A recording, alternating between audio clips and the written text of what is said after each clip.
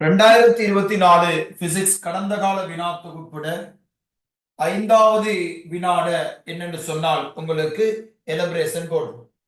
இந்த குறித்த கேள்வி யூனிட் 2 மெக்கானிக்ஸ்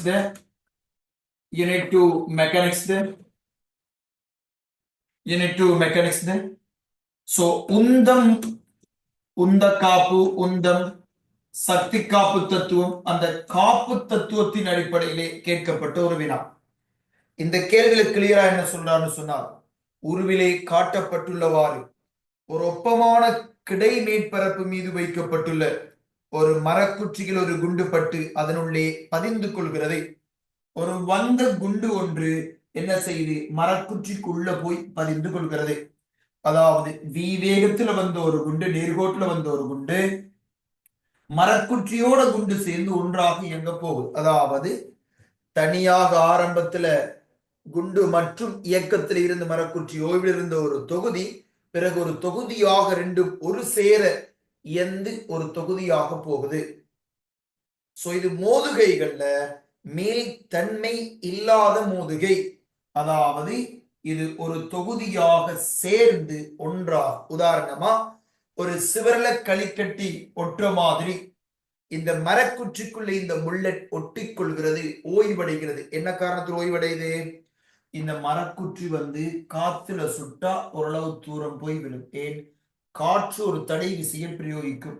இந்த தடை விசைக்கு எதிராக ஒரு வேலை செய்ய வேண்டி இருக்கும். அதே கூற்றுத்தான் இங்க. இந்த இடத்துல இருந்து இந்த இடம் வார வரைக்கும் தடை விசைக்கு எதிராக ஒரு வேலை செய்ய வேண்டி இருக்கும். இதனால ஒரு சக்தி இழப்பு ஏற்படும். சோ முதலாவது கேள்வி கேட்கிறார். இவ்வளவு நம்ம கதைச்சிருக்கிறோம். முதலாவது கேள்வி கேட்கிறார், ஏகபரிமாண அதாவது நேர்கோட்டு உந்த காப்பு விதி மோதுகைக்கு வலிதானது. எம்மோதுகைகளாயிருந்தாலும், அதாவது மேல்தன்மையற்ற மோதுகையோ, மேல்தன்மை மோதுகையோ, பூரண மேல்தன்மை மோதுகையோ, நீங்க என்ன செய்யலாம்?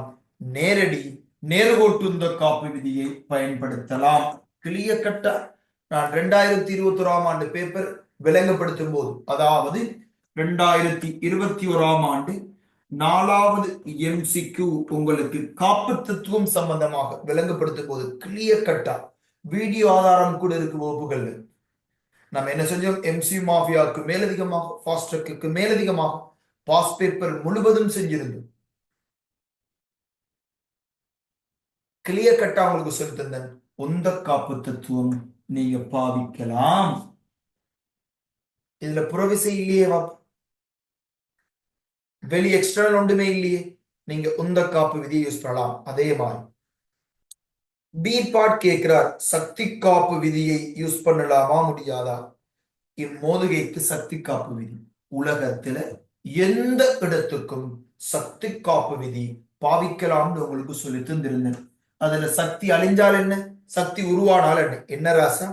இந்த புல்லட் இந்த மரக்குற்றியை துளைக்கும் போது உங்களுக்கு ஒரு சத்தம் வெளிப்படலாம், ஒரு வெப்பம் வெளிப்படலாம், ஒரு நெருப்பு வெளிப்படலாம். ஒளியாக ஒளியாக வெப்ப சக்தியாக நெருப்பு சக்தியாக சக்தி இழக்கப்படலாம். ஆனா மொத்த தொகுதிக்கு சக்தி பார்த்தால் கூட்டும் கழிக்கும் எப்படியோ சக்தி காப்பு விதியை யூஸ் பண்ணலாம். ஆக ஏ சரி, பி சரி. ஒரே ஒரு இடத்துக்குத்தான். பட் E சமன் mc ஸ்கொயர். இதுல என்ன நடக்கும்? சக்தி திணிவா மாறும், திணிவு சக்தியா மாறும். திணிவுடைய சமன்பாடு ஐன்ஸ்டீன். இந்த இடத்துல மட்டும்தான் நம்ம சக்தி காப்பு தத்துவத்தை யூஸ் பண்ண மாட்டோம். இது உங்களுக்கு மெக்கானிக்ஸ் வந்ததால இதை அப்படி மறந்துருங்க. இது மெக்கானிக்ஸ் கேள்வி, மெக்கானிக்ஸை மட்டும்தான் வச்சு யோசிக்கணும்னு சொல்லி இருக்கிறேன். தேவையில்லாம மண்டையை போட்டு குழப்பப்படாது. எப்போதும் இந்த சொல்லலாம் இங்க இல்லை. இந்த இடத்த மட்டும்தான் இவர் யோசிக்க சொல்லியிருக்காரு. மெக்கானிக்ஸுக்கு இது சரி. ஆகவே பி கூட்டு சி. சி என்ன கேட்கிறார்? மோதுகை காரணமாக தொகுதியின் சக்தி இயக்கப்பாடு சக்தியோடு பதிலளிக்கப்படுகிறது. கண்டிப்பா. ஏன்? ஓய்வு வேகத்துல வந்தோரால் ஓய்வுக்கு வரார், சக்தி இழக்கப்படுது. உராய்வுக்கு எதிராக வேலை செய்யப்பட வேண்டி இருக்கு. ஒளிச்சக்தியாக ஒளிச்சக்தியாக வெப்ப சக்தியாக எப்படியோ எனக்கு வெளியே போயிருக்கலாம். அதுல யார் குறிப்பா? ஒரு வேகத்துல வந்தால் ஓய்வுக்கு வருவதனால் இயக்க சக்தி இழக்கப்படுது. எனக்கு இல்ல, உனக்கு இல்ல. ஸ்காலர்ஷிப் பிள்ளைக்கே இந்த கேள்வி தெரியும். ஏ சரி, பி சரி, சி சரி, எல்லாம் சரியானவை. ஐந்தாவது கேள்வி. அதிகமாக முதல் 5க்குள்ள பெரும்பாலான கேள்விகள் 5வது ஆன்சரையே எடுத்திருக்கு. முதலாவது கேள்வியா இருக்கலாம், 2வது கேள்வியா இருக்கலாம், 3வது கேள்வியா இருக்கலாம், 5வது கேள்வியா இருக்கலாம். 4வது கேள்வி மட்டும் முதலாவது ஆன்சர் 2024ஆம் ஆண்டு. ரைட். இந்த வீடியோ சீரிஸ் தொடர்ந்து வரணும்னு சொல்லி பிரார்த்தனை செஞ்சு கொள்ளுங்க. அதே நேரம் ஏனைய மாணவர்களுக்கும் இதை செய்யுங்க, ஷேர் பண்ணி வைங்க. எங்க நடக்கிற ஆன்லைன் கிளாஸஸ்ல நீங்க ரிப்பீட்டர்ஸா இருக்கலாம், 2025 பெஞ்சா இருக்கலாம், 2026ஆக இருக்கலாம், அல்லது 2027 மார்ச் பெஞ்சாக இருக்கலாம். தனித்தனிய புறம்புறம்பா வகுப்புகள், வழிகாட்டல் வகுப்புகள் நடைபெறுது.